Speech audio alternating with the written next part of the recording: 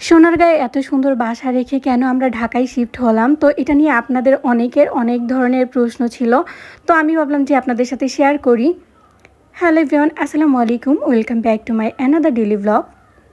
সেদিন ছিল এই বাসাটায় আমাদের লাস্ট দিন, কারণ আমরা চাচ্ছিলাম ঈদের আগেই বাসাটা চেঞ্জ করতে। তো সেদিন লাস্ট দিন ছিল এই বাসাটার। সকালবেলা উঠে আমি যখন বারান্দার দিকে তাকাইতেছিলাম, আমার মনটা অনেক বেশি খারাপ হয়ে যাইতেছিল, কারণ সোনারগাঁয়ে সবচেয়ে বেশি ছিলাম আমি হলো এই বাসাটাতে। অনেকটা সময় এখানে পার করছি।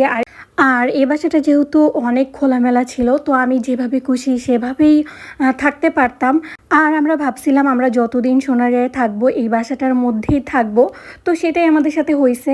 অ্যাকচুয়ালি আমার হাজব্যান্ডের জবের কারণে আমাদের সোনারগাঁ শিফট হওয়া।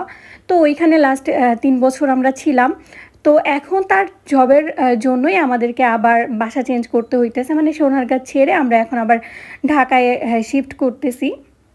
যাই হোক, সেদিন যেটা করলাম, ঝটপট সকালে উঠে নাস্তা করার পরই আমি বাসা গোছানোর কাজে লেগে পড়লাম। কারণ একটা বাসা চেঞ্জ করা মানে পুরো সব কিছু একদম উলটপালট, মানে প্রচুর কাজ।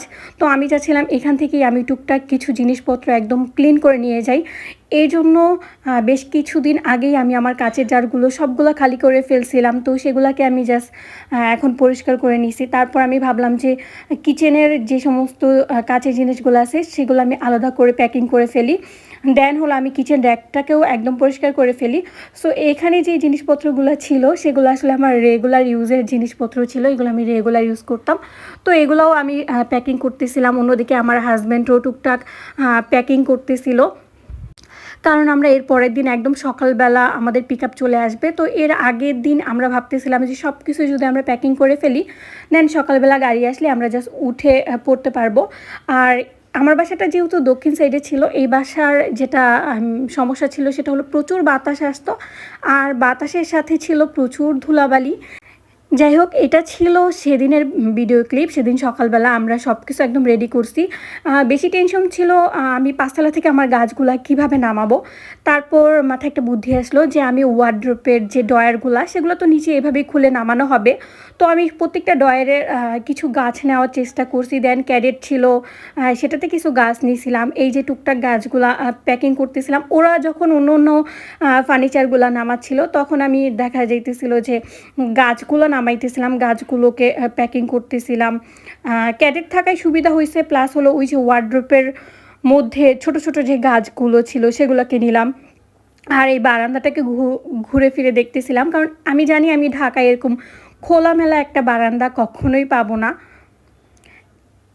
আর এই যে আমার দক্ষিণ সাইডের সেই জানলাটা, এটাকেও দেখতেছিলাম। আর এখানে যে ছেলের খেলার যে বাস্কেটটা ছিল, এটার মধ্যে আমি কিছু গাছ নিয়েছিলাম। জানলার গাছগুলোকে আমি নিয়ে যেতে চাইলেও সেগুলোকে নিয়ে যেতে পারবো না, কারণ গাছ অনেক বেশি হয়ে গেছে।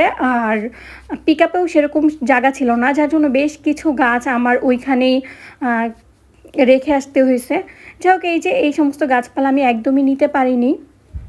আর লাস্ট বারের মতো আমি আমার রুমটাকে দেখতেছিলাম, কারণ এই রুমের মধ্যে আমাদের 3 জনের, মানে আমার পরিবারের অনেক অনেক স্মৃতি জড়িয়েছিল। যাই হোক, এই যে এদিকে আমাদের পিক আপও একদম ফুল হয়ে গেছে, যাওয়ার সময় চলে আসছে। তো সোনারগাঁয়ের মধ্যে আমরা 3 বছর ছিলাম। এই 3 বছর অনেকগুলো ভালো মানুষের সাথে পরিচয় হয়েছে, তাদের সাথে অনেক ভালো একটা সময় পার করছি। তো আমার অনেক বেশি খারাপ লাগতেছিল। আমি তাদের সবাইকে অনেক অনেক বেশি মিস করব, কারণ আমি 3 বছর তাদের সাথে ছিলাম, তাদের সাথে ঘুরছি, আড্ডা দিছি। আসলে অনেক ভালো সময় আমার ওইখানে কাটছে। তারপর এই যে নতুন জীবনের উদ্দেশ্যে রওনা দিলাম, আর এটা আমার নতুন বাসার